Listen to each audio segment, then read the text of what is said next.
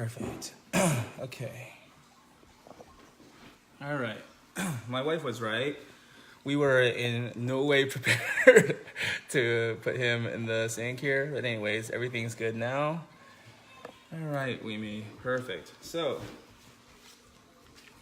I'm going to be using the Dead Sea Mineral Bath samples that I got from, they're made by Espree, but I got them from Pedigree.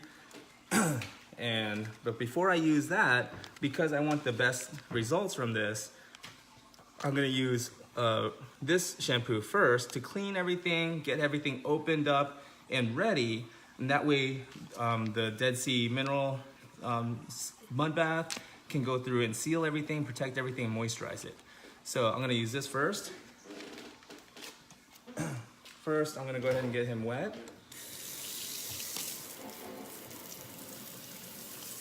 Alrighty. There we go. And I don't really like to use a lot of water pressure. You know, I know some people like to use high pressure and blast it. But, that's what all that combing before the bath was for, to get all that stuff out, So I don't really need a lot of water pressure. So, and I don't really like to either. I like to be, make it as gentle as possible for the dog. So I'm gonna go ahead and get everything wet first so that the shampoo can lather in nicely.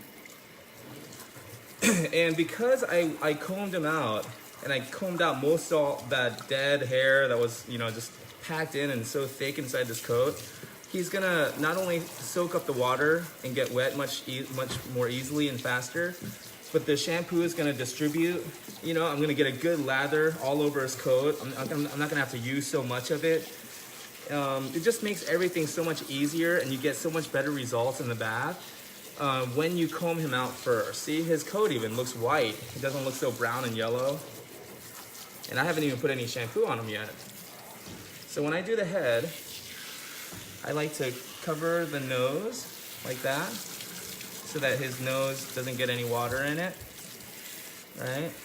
And then when I do the ears, let's see here, I like to open the ear flap up, put my finger over the hole, and that way when I spray the ears, no water can go inside his ear canal, because my thumb was covering that entrance.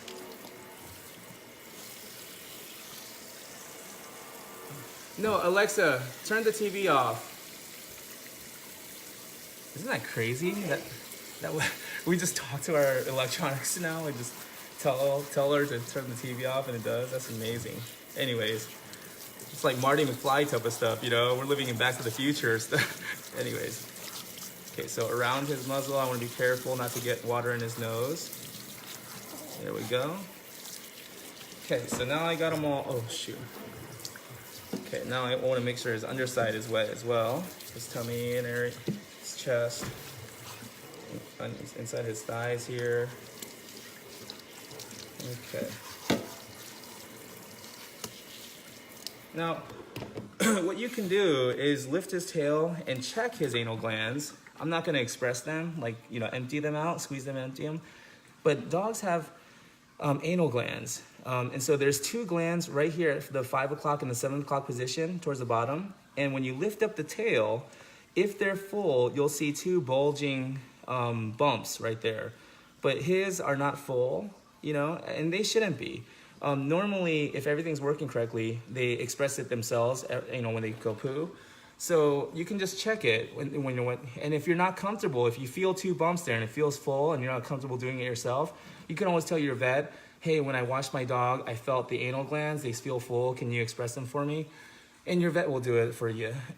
And a lot of people, vets and pet groomers included, feel that it is a job for the vets because we're going internally. They're saying pet groomers, we should be focused on everything external, and anything that's internal should be referred to the vet. But then you have other vets who say that groomers should be expressing the anal glands. So, you're never really gonna get everyone to agree on anything, but at least you can just, check and make sure everything's okay there. And for Weemy, it is. Okay, and so I like to shampoo the butt area and this tummy area first, because that's what they call the sebaceous zones. So the areas of the dog where they don't produce as much hair, and there's more skin, like the armpits here, right? And then the inside of the ears. These areas where it's more skin than hair, they're producing a lot more oil there. So that's why they call it the sebaceous zones. So that's where you're gonna get most of the smell and the unwanted odors from dogs, is around here. So I want to get those areas first, so the shampoo has the most time to work there. Have house calls ever turned into a problem, Karen? No, I don't think so, Karen. I mean, there are a few clients where I had to fire, or they told me that they're not comfortable with it, they don't really like it. But yeah, I mean, the thing is though, you don't need everybody on board with this. You only need a few people, and by a few, I mean, start with 10. That'll keep you busy enough. And then those 10 will introduce you to another 10. Now you have 20. And then by the time you have 40 clients, you're really maxed out. I just ran out of the sample, so I'll go grab another one. You know what? Stay with me. I'm just gonna see if he...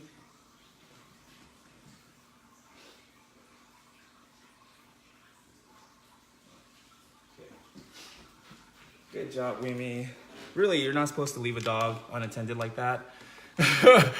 But he's my dog, my personal dog, and the shampoos are just right there, so that's why I did it. But really though, you know, just to keep with like, you know, industry standards and stuff, you're never really supposed to walk away from a dog unattended.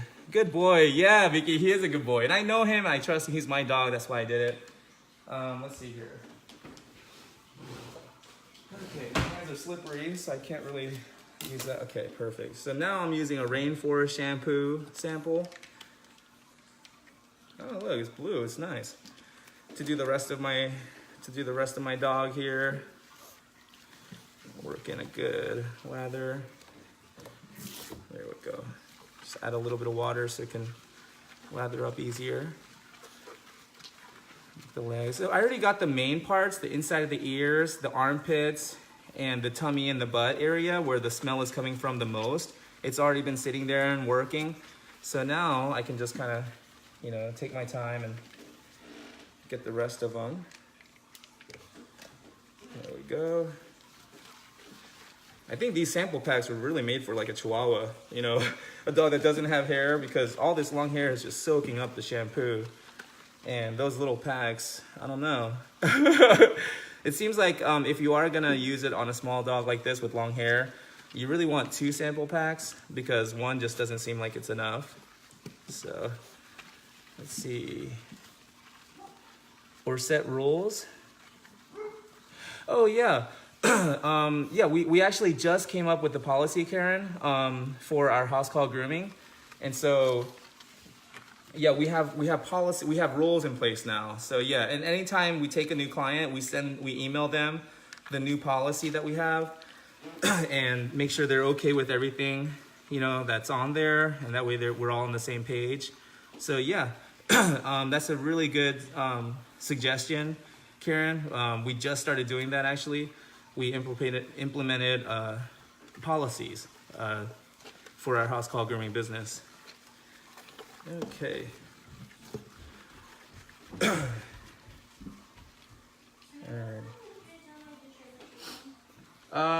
Usually around 6, right? Don't they start around 6?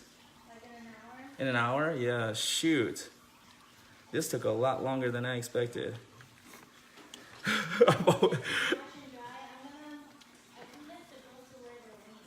Okay. Okay. Could you put that up, your policies? Thank you, Jen. Yeah, Karen, I'll put that up. Our policies and our price list even. We have a price list chart. I'll put... Yeah, we actually adjusted some of the prices. We had to raise some of the prices. So, yeah, I'll make that... I'll post a link to the Google Drive file. That way you can just download it from our Google Drive. Our policies and our price list. Use our policy and prices as a guide.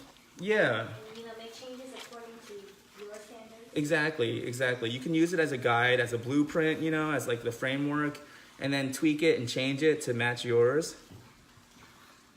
Alrighty. But yeah, I'm constantly texting my clients, you know, I'm really sorry I'm running late. This dog is taking me a lot longer than I expected. You know, oh my goodness. But yeah, I mean, you know, I feel like you can't really rush it though. You know, it's going to take as long as it's going to take. Dexter. Nobody. You can't get a bath right now. Thank you. Sure appreciate it. Oh, you're welcome. You're welcome. You know, any way I can help. Here we go. Now, I do want to qualify, though, that, you know, just because you use our prices and our policies does not guarantee you're going to get the same results. You know, there's a lot of variables in it, depending on your market, you know, what area you're in, what state you're in, you know, just the trends there, and also the quality of your work. And I'm not saying that, you know, you have to be, you know, like one of the best, but, you know, your work does have to reflect the price. And so, you know, if the client feels like it's not worth it, then either you have to adjust your price or adjust your process or adjust the client. Maybe that's just not the right client. So there's a lot of variables that go into it. But yeah, I mean, until I got the clients that I got now, I really was kind of intimidated for charging, you know, too much or anything. But now it's like the clients that I have, you know, they pay me double what I charge. You know, it really doesn't even matter how much I charge now. They pay me more. So, but that's the thing. I think that when you focus on the money and you groom for the money is never really there. But when you, oh, Annabelle, you look so beautiful. But when you stop focusing on the money and you just do it for the love of doing it and you do the best you can, then you know, everything just starts to fall into place for you. I started letting the shampoo sit to do the job after watching you. Yes, makes a huge, it really does. And the only reason why I'm rinsing this off right now and not letting it sit too long is because, first of all, my daughters have to go trick-or-treating in about an hour. I've still got them in the tub. And also, I do have the mud bath that I'm gonna put on him, and that's actually gonna be the real shampoo that I'm using. So that's why I didn't let the shampoo sit for like a full 10 minutes. But yes, what was your name? It was Fallon Meekins. Yes, Fallon. But yeah, it's letting the giving the shampoo time to sit and work makes a huge difference. Karen says, that's great. I want to make them happy, but what if they hover or are too worried? I don't mind if they hover. You know, I look at it as a very concerned pet parent. And so if I have a client that's hovering, then I know that this parent really cares about what's going on. So then I'll do more explaining, you know, because sometimes I feel like I'm talking my client's ears off. But if they're hovering, then I feel like, okay, this person's actually interested. And the dog picks up on it, LOL. Yeah, and sometimes I do point that out, like, you know, your dog may behave better if you weren't here. But not all the time, you know. Some dogs actually, they feel much more comfortable when their parents are there. So.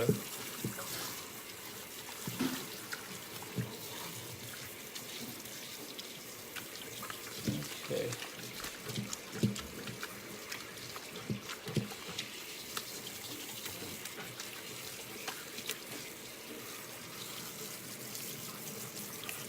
Okay, you gotta get in between those toes. Go.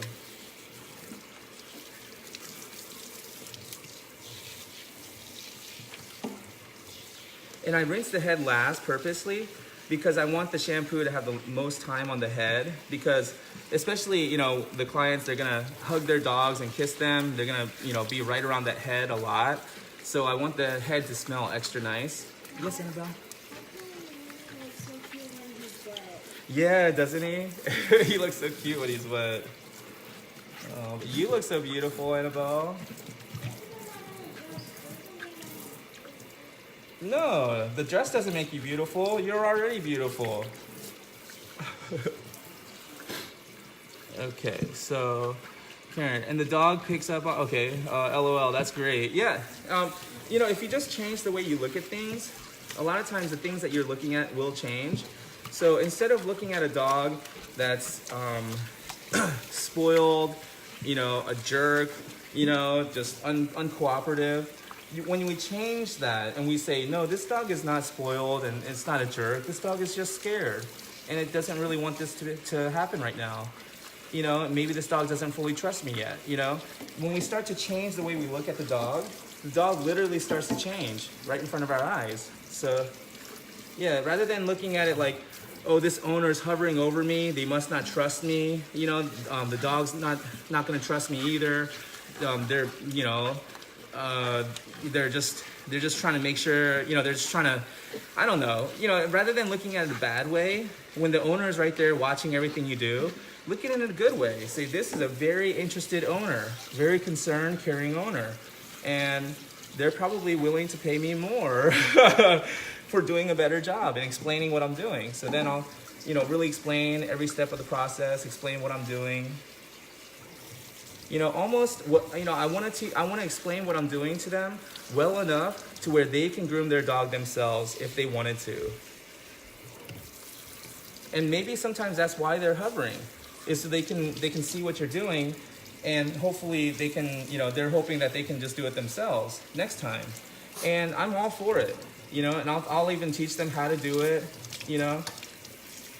But then usually, once they see everything that goes into it, then usually they're like, can you come back in 4 weeks? Yeah, because just because you know what to do, you know, it doesn't make it any easier. You still have to do it. And it's, you know, just because you know what to do doesn't mean it's easy. Hey, Ava. I know that hair. He looks so cute. Yeah. Okay. So now that he's all rinsed off, I'm going to use the mud bath on him. Okay. So, my wife was actually saying the same thing with her when she washes her face. She uses a cleanser and cleans her face first before she uses the lotion. I love that you will teach owners. Oh yeah, I mean, why not? You know, I can only groom so many dogs in a day. I can't groom every dog, you know, so the more people I can teach to groom their own dog, and also it creates a stronger bond between that dog and that owner. You know, why would I not help? So, but my wife was saying that she washes her face with a cleanser first before she uses, like, you know, any kind of moisturizer or lotion or anything like that. So this is the Dead Sea mineral mud bath. So again, I'm gonna start in the most, you know, sebaceous zones. So I'm gonna start here on the tummy, right, and the sanitary area that I shaved, the butthole area, then the armpits here. Oh, nice. This actually gets some pretty good coverage. It also might be because the hair is cleaner now from the shampoo. Maybe that's why I'm getting a better spread with this mineral bath. Okay, then I'm gonna do the ears. So I'm gonna flip over the ears and do that. All right, nice. It almost feels like conditioner. There we go, work it into there. I wanna avoid the eyes. And if just in case you do get some in the eyes, what I like to do is I like to put my thumb here and just sweep like that. Just in case you get some in the eyes. There we go, that sweeping motion right there to get it out of the eyes. There we go. Work that mud shampoo in there. There we go. It's not your turn, Dexter. Leave me alone. Okay, work it into his legs, feet. Alrighty.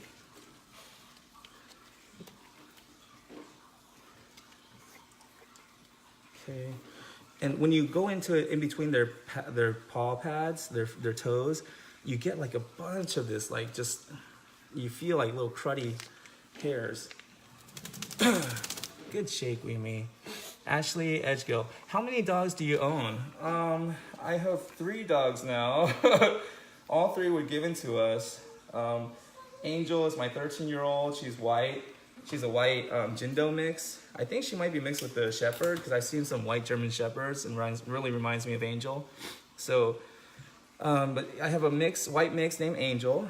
And I have Dexter, he's my Pit Bull mix. And I have Weemy here, he's my Shih Tzu mix.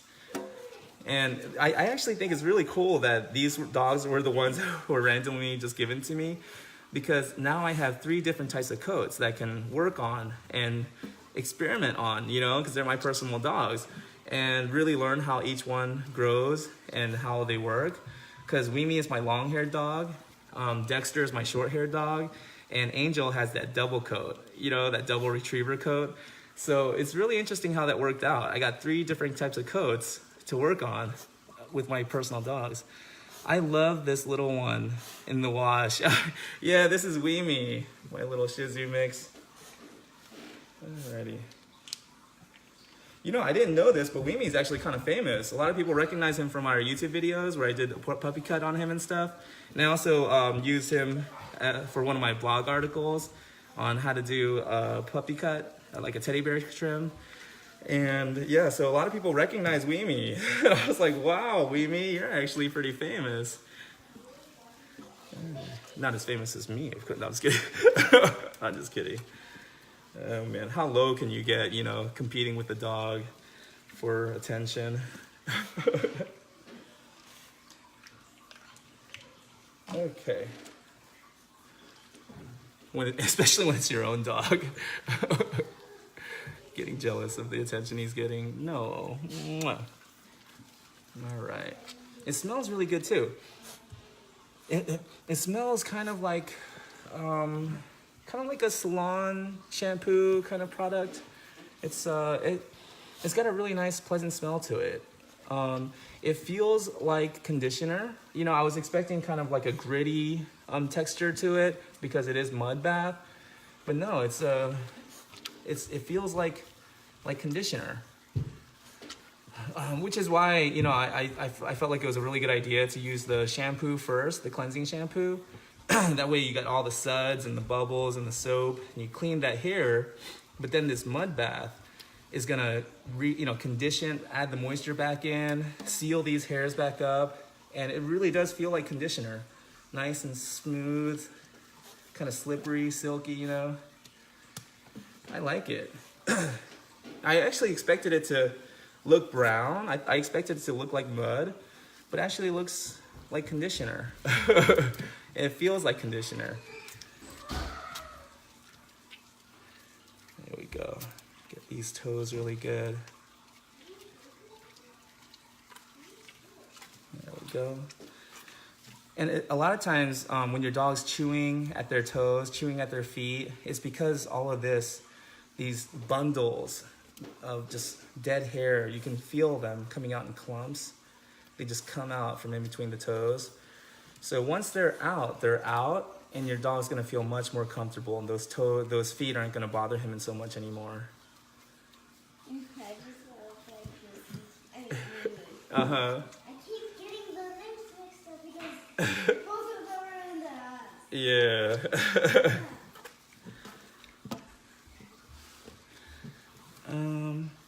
How do you price the mud? Isn't it pricey to purchase? Well, I got these as samples, so I don't really know how much it costs. But you know, most of my shampoo is actually it's not cheap. You know, most of the shampoos I buy and use, they are a little bit higher price point. But I price my grooms. I charge accordingly so that, you know, it covers all those expenses.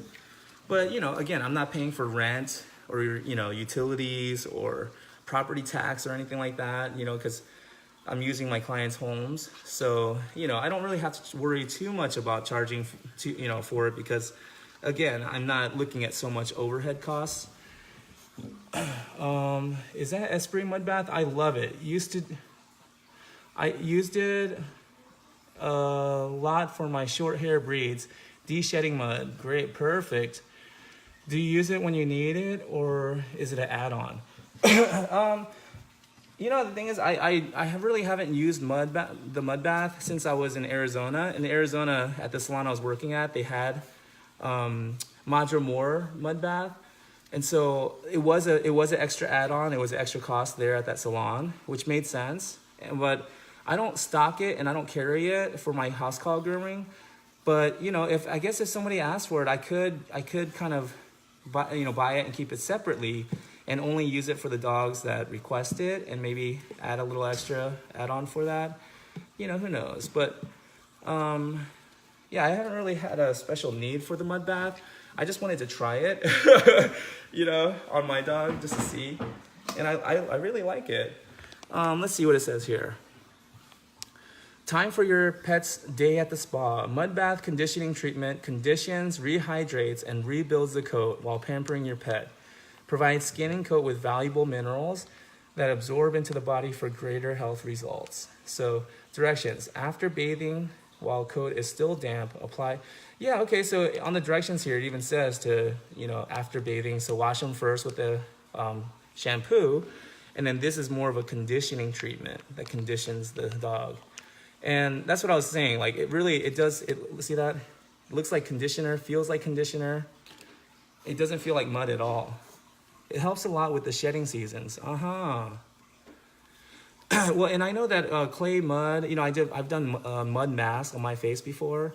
You know, I know it's supposed to like detoxify, cleanse, moisturize, protect, you know. So I know that there's a lot of good things.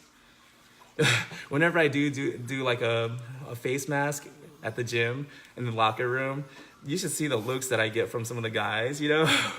And it's so interesting to me. I'm like, why did he give me such a weird, strange look? Like they're upset or something, you know? Like, why does that upset you that a man is putting a face mask on at the gym, the locker room, right? It's almost like I'm not asking you to do it, and I'm not offering to put it on your face. Like, why does what somebody else does bother you so much? Anyways, I just thought it was interesting. I also feel a little bit embarrassed too, so maybe that's a lot why I noticed it, because I'm already feeling embarrassed that I'm using a face mask. Anyways, but you know, for groomers especially, it's super important to, you know, do face masks and clear our skin and pores, because we're getting all of this dander and everything. It's all flying around and it's getting on our face. So, all right, buddy. Just kind of massaging it in, giving it time to really soak in, absorb into his skin. You don't want to just rinse it off, you know, even though you are kind of in a time crunch. But I am pretty sure I can have him dried within 20 minutes, like within 15 minutes really, because drying him doesn't really take much time, especially because we did a good prep and a good bath. The drying takes no time at all. What are your must-have products for Housecall grooming? My must-have products would be a Greyhound comb, let's see, a good conditioning spray, like Charlie Dog, or even Advet makes a good spray. You know, a good shampoo and conditioner, and a dryer.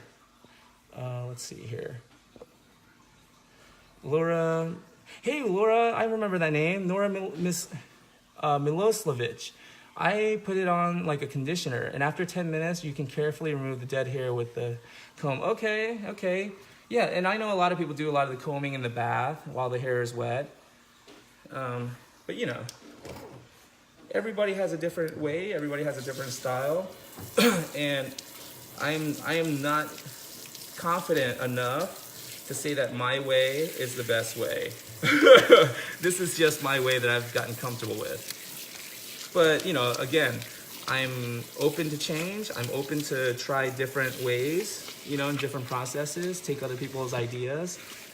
You know, I feel like anytime people get set in their ways and they're convinced that their way is the only way, I feel like that's when, you know, maybe they're not going to be as effective anymore because they've stopped learning, you know? Okay.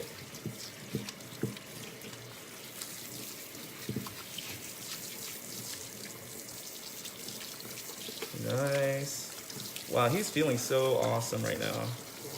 He's feeling silky and smooth. He's looking clean, smelling nice. Do you have a portable table when you do house calls? Yes. There's another video where I showed like pulling up to the driveway, you know, and how I pull up to the house and get my table and tools. But yeah, I showed the table that I use. But yeah, it's just a little fold-out table that I use.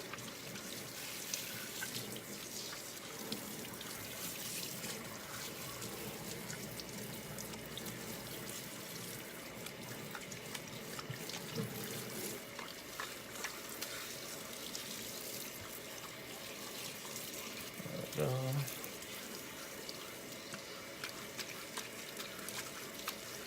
Okay, perfect.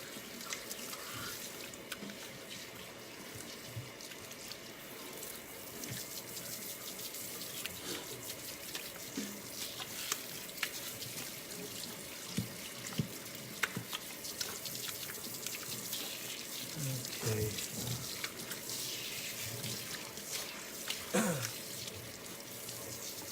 And again, I wash the head last. I rinse the head last because, you know, I just feel like I want the head to smell the nicest, you know, absorb the most of that smell and get clean. So I want the longest sitting time to be on the head. So I rinse the head last so that, you know, when the client hugs their dogs and kisses them afterwards, you know, they'll have a nice smell to it. There we go. Cover their eyes, cover their nose, oh, cover their nose. Then I cover their ear canal. See that? That's their ear hole. So I'm gonna cover that with my thumb and spray it. See that? So none of the water goes into his ear. Do that on the other side here. Cover it with my thumb. There we go. And I used to worry, like, what if the dog moves its head away or shakes, you know? And that's never happened. I think the dog knows. It's like they know. So as long as I hold my thumb on there firmly, right? And if I do it softly and hesitantly, of course he'll move. But if I really push it on there and hold it there firmly, it's almost like they know. My biggest issue is greasy ears. What do you use? For greasy ears, I just clean them out as best I can. If there's a lot of hair and gunk and yucky stuff in there, I'll use ear powder and, you know, pull out the nasty hair. Then I'll use ear cleaner to clean it out. Zymox makes a good ear cleaner. I hear Lisa Leedy makes a really good ear cleaner as well, called Ear Elixir or something like that, Ear Magic. But I haven't tried it personally. But yeah, you just want to make it clean as possible. And then you want to oil them. So a lot of times with greasy ears, and I'm really glad you asked this, Bianca, because this is a huge valuable piece of information. Okay, so the mistake that most people make with greasy ears is because their ear is so greasy, right? They clean it as best they can, like squeaky clean. Some people even use alcohol or peroxide, and they get that ear squeaky clean, right? Now, the problem with a squeaky clean ear is that, like we said, it's a sebaceous zone. It creates a lot of oils there, right? They need oil to protect that skin. Now that skin is exposed. It doesn't have protection. It doesn't have oil to protect it from the bacteria and the yeast and fungus. So that's what happens. Is a couple of days after the ear is all squeaky clean, now the bacteria and fungus move right in, unchallenged, you know, unchecked by any other bacteria or good bacteria or oils or anything like that, because we wiped everything out in there. So they just move right in. It takes a couple of days, but after a few days, you'll start to notice a smell, funkiness. So the solution, what you want to do is instead of clean and dry, you want the ears to be clean and oiled. So you can even use like oil that you have at your house, something light like sunflower oil or avocado oil. Coconut oil is a little heavy. If you're gonna use coconut oil, just use a very light layer of it. Argan oil is best because it's so light and it's so beneficial, but argan oil in its pure form is very expensive. So avocado oil is another great substitute. But again, you just wanna use a light oil, very light layer of it. And so, but the thing is, I put the mud bath conditioner in there, so I don't really need to, and I let it sit. But you don't want this ear to be clean and dry. And that's the mistake a lot of people make. They clean it and they dry it. And then once it's clean and dry, it's open to bacteria or fungal infection. So you want it clean, of course. So clean it really good, but then you want to moisturize it. You want to protect it with oil. So if you don't have a good conditioner to put in there, to let it sit on the skin there, just a very light oil layer of like avocado oil, sunflower oil, safflower oil, and just a very light layer, and just kind of rub it around there, spread it around the ear, the skin there, and that will take care of most ear infections. Yes? Oh, trick-or-treater? No? Two guys. In front of our house? Okay. All right. So then, I gotta go see who is at our house. I'm guessing it's trick-or-treaters, but I'll go ahead and stream one last time live, drying him, and it should only take like 15-20 minutes to dry him. So I'll see you guys.